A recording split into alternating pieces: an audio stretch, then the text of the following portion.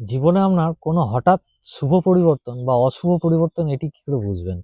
যা ছিল, যেভাবে ছিল বা যেভাবে ছিলেন আপনারা, তার হঠাৎ করেই পরিবর্তন ঘটে গেল। যেটা এক্সপেক্টেড নয়, সেটিই ঘটে গেল আপনার সঙ্গে।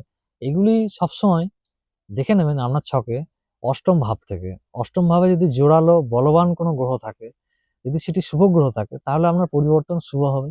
আবার যদি অশুভ গ্রহ অশুভভাবে থাকে, তাহলে কিন্তু সেই পরিবর্তনটি আপনার পক্ষে অশুভভাবে হবে।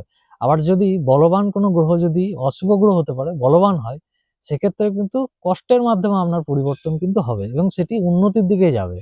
উদাহরণস্বরূপ ধরে রাখি, ধরুন আপনার ছকে অষ্টমে বৃহস্পতিদেব বলবান অবস্থায় আছে। ধরুন কর্কট রাশিতে বলবান অষ্টমে বৃহস্পতি, ধনু রাশিতে অষ্টমে বলবান বৃহস্পতি, মীন রাশিতে অষ্টমে বৃহস্পতি বলবান অবস্থায় রয়েছে। সেক্ষেত্রে আপনার জীবনে কিন্তু প্রচুর বৈভব আসবে, প্রচুর উন্নতি আসবে, আপনার স্থায়ী প্রতিষ্ঠা হতে পারে, স্থায়ী কোনো আপনার পড়াশোনার ক্ষেত্রে উন্নতি লাভ, উচ্চশিক্ষা হতে পারে, আপনার বিদেশ গমন হতে পারে।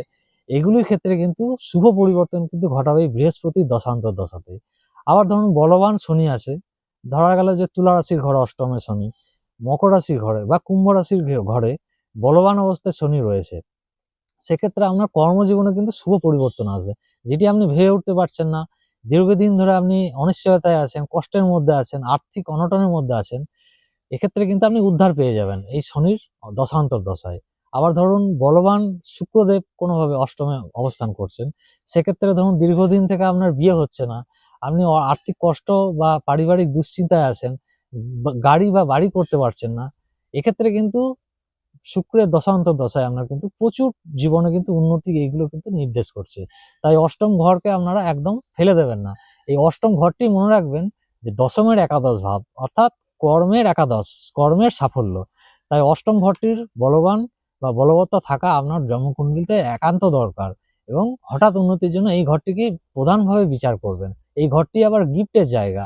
হঠাৎ কোনো যদি প্রাপ্তি হয়, লটারি থেকে গেন হয় বা পারিবারিক সূত্রে যদি কোনো গিফট পাওয়া বা অর্থ পাওয়ার বা জায়গা জমি পাওয়ার কথা থাকে, এই ঘরটি থেকেই বিচার করবেন।